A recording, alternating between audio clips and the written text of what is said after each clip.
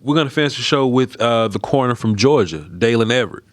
Yeah, I like him a little bit too, Brian. But go ahead. No, go ahead if you got him. Go ahead. Hey man, you know, size, length, speed. I think he's so good at press man, Brian Brothers. Sure. I think he's a dude at press man. I don't think he's very good at zone at all. Okay. And just me watching, I think Georgia kind of kept throwing him out there in some of these zone looks. But in the times where he was asked to just walk up, press somebody, and run with him, he was so good doing it. Whether it's running down the field, he had some of your favorite plays, Cross right? that field, crossing the field. I believe it was I forgot who it was, but they were trying to cross the field on him, and he just carried him across the field, Brian, bro. I saw him play inside, outside. I saw him traveling with one of those receivers up there. So hey, if you a team you want your cornerback to travel, then fine. I don't think Daylen Everette's going to be doing a whole bunch of traveling, but I do think he could play nickel in a pinch or whatever. Right. I don't think he's as smooth as some of his other counterparts, guys ahead of him. Yeah. Those guys turn right, and they open up a little bit easier. Right. He's a guy that kind of gets spinned around sometimes. He's a guy to where his hips get a little, I don't want to say stiff, but he just don't turn as free as some of these. It's not as easy. For him. Not as fluid as some of these other guys. Yeah.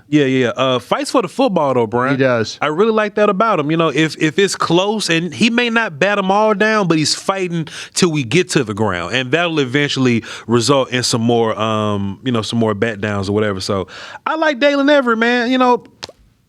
I like him at nickel. I like him on the outside. I think that change of direction is gonna hinder him as a nickel guy. He might just be a boundary guy, Brian. Just a guy you put him on the short side of the field and let him work the sideline to the short side of the field, Brian.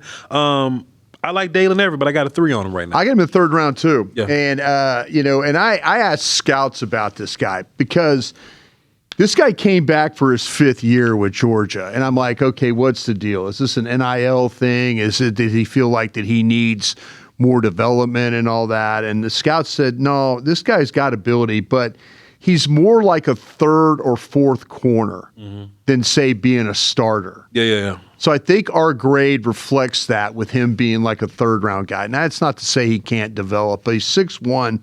He's 190 pounds. And you could see him with the length for the position. You could see that. You could see him staying in phase, the mirroring skills, the footwork.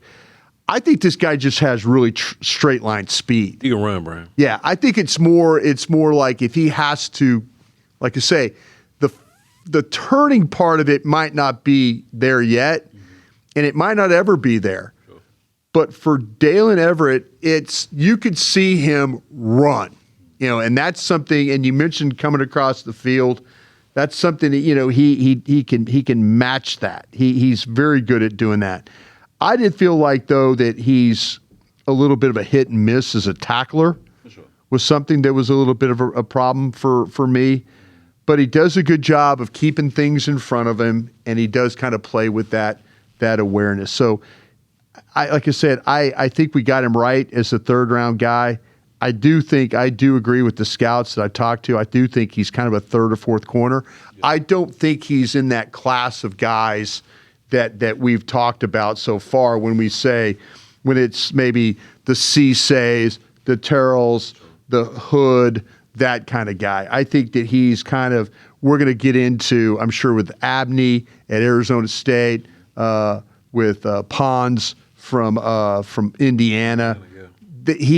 Everett is below those guys as far as how I would have him stacked.